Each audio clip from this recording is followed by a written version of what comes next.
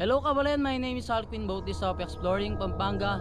So welcome back to our YouTube channel. For today's video is nandito nga tayo sa Clark Abandon or Clark Haunted Abandon Hospital. So medyo nasa bungad pa lang kami. Mamaya papakita ko sa inyo kung anong meron sa loob. Medyo mabigat lang sa pakiramdam, tsaka creepy lang talaga yung pinakalugar. So yun Kabalen, nandito na nga kami sa Clark Haunted Hospital or Abandoned Hospital. So may nabasa akong article before is 1960 inumpisahan ng United States Air Force itong Clark Abandoned Hospital. So natapos siya ng 1964. So may halaga siyang $4.5 million. And then taong 1991 naman, nung pumutok yung Mount Pinatubo, dun nito na-abandon na. So yung mga sundalong Amerikano is umalis na dito. So magmula noon is hindi na nag-operate yung Clark Abandoned Hospital. So yun nga guys, itong Clark Abandoned Hospital is ginamit siya ng mga sundalong Amerikano nung panahon ng World War II at ng Vietnam War. So maraming sundalong Amerikano ang namatay dito, kaya tinatayang maraming mga gumagalang kaluluwa dito.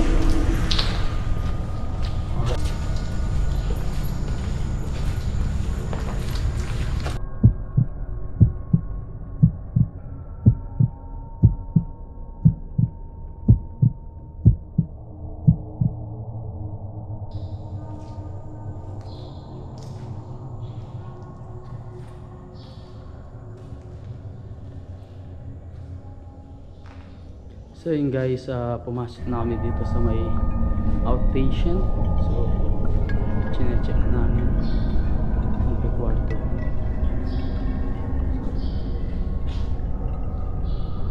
Sobrang dilim, and then medyo mabigat lang sa pakiramdam. So lalabas kami. Kami ng pagdala ng flashlights. So yun guys, kung makikita nyo is marami ng vandalism sa mga kwarto.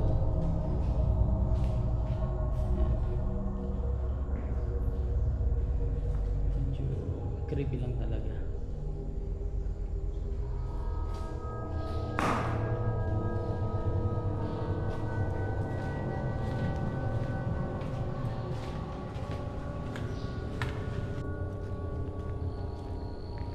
So yun nga Kabalen, is papunta na kami dyan sa Haunted Hospital.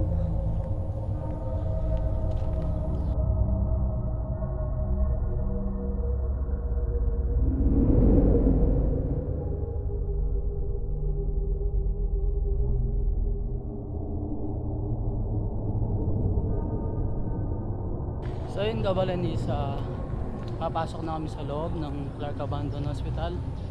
So papakita ko yung meron sa loob.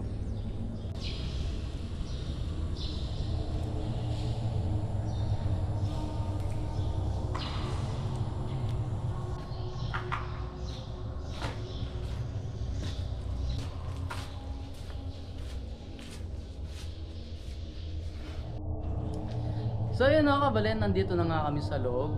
Medyo yung pakiramdam ko is mabigat, and then kasama ko nga sa Denmark, ayun siya. So sabi nga niya is medyo mabigat din yung pakiramdam niya.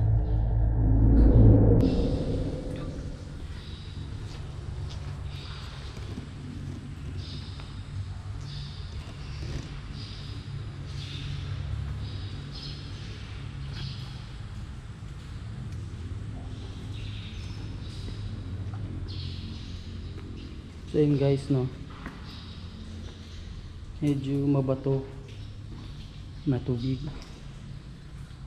So ayan sa loob. Tapos may tubig na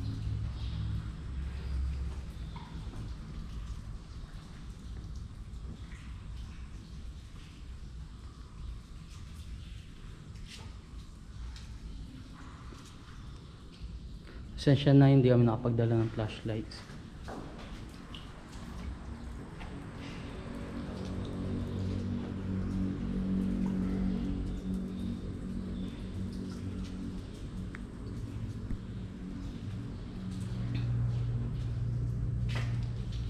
So sinasabi nila, kabalen, may underground dito.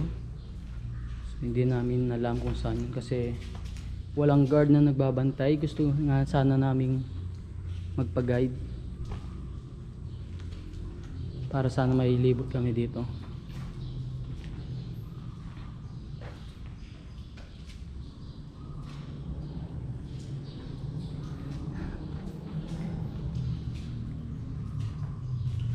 So hindi na kami aakyat sa second floor hanggang third floor. So medyo delikado na. Marami na nagbabagsak ang mga kisame or semento, mga bato.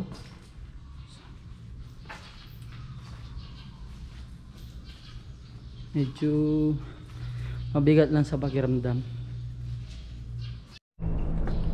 So yun guys, no, dito yung pinaka underground sa likod namin. So ayan, papakita ko siya. So dito sobrang dilim na. So dito sa bandang dito, yan, andun yung pinaka underground.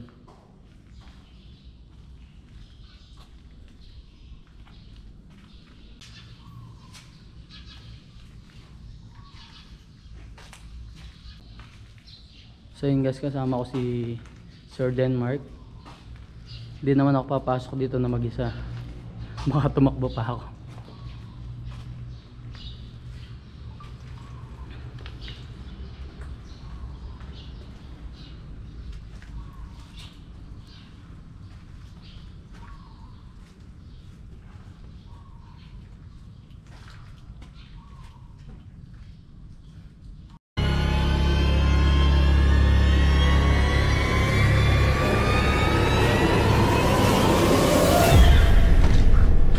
So yun kabalen, no, uwi na kami medyo.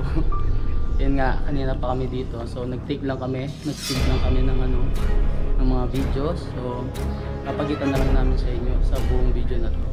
So yun guys, no, maraming salamat sa pag-suporta sa Exploring Pampanga Facebook page natin and then sa YouTube channel. So don't forget to subscribe, like, share, and comment kung nagustuhan nyo yung video na to. Comment kayo kung medyo may nakita kayo sa mga videos na nakuha namin. Guys, until our next vlog.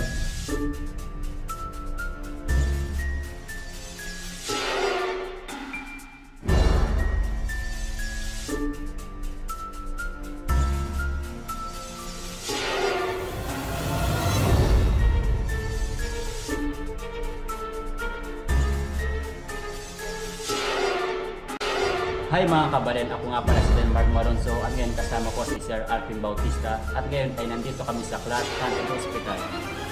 Don't forget to subscribe Exploring Pampanga.